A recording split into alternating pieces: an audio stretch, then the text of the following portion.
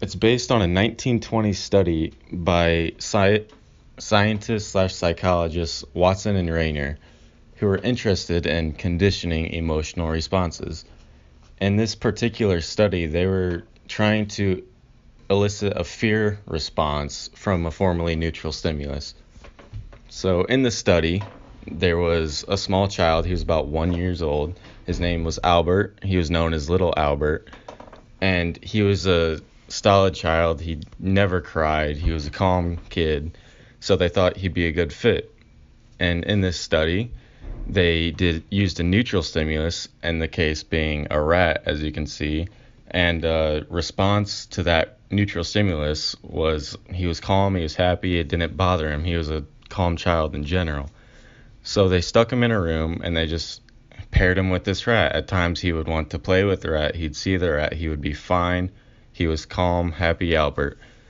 But then enter Big Bad Watson and Rayner with their steel rods right behind Albert, and they banged the rods usually 3 times, making a really loud noise, which made Albert cry because he's a kid and the noise was really loud and it scared him. He was afraid. All of this while he was looking at the rat. So he saw the rat, he heard a loud noise, and he got really scared.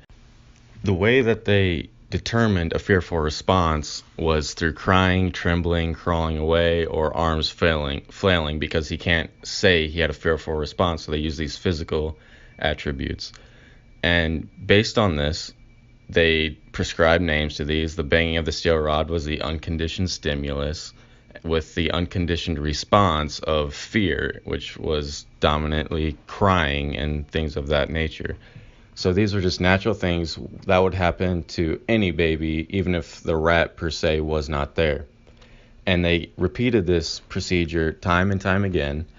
And with this, they paired the things up. They paired the fear with the rat. And in Albert's mind, he was conditioned to see this. The conditioned stimulus is now the rat, and the conditioned response is now the fear.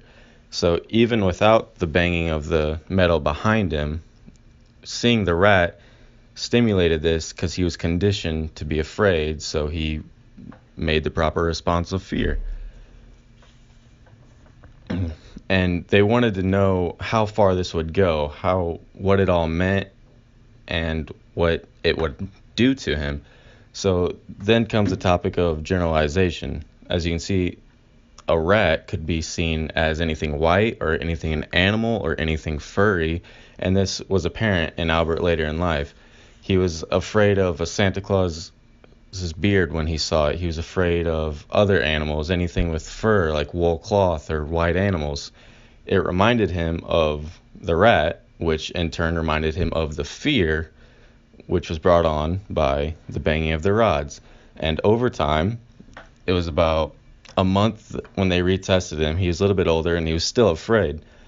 And they presumed that later in life, without deconditioning, you will still be afraid, but with just lesser intensity. As you can see, there's only one tear now, but he is still crying, he is still afraid. So all in all, it was pairing up with something neutral and then pairing the good, quote unquote, good rat with the bad fear of the rods, making him scared. So then he's now scared of the quote-unquote good rat or neutral rat, and now it's generalized to other things because the rat has many features and all those features were tied with it.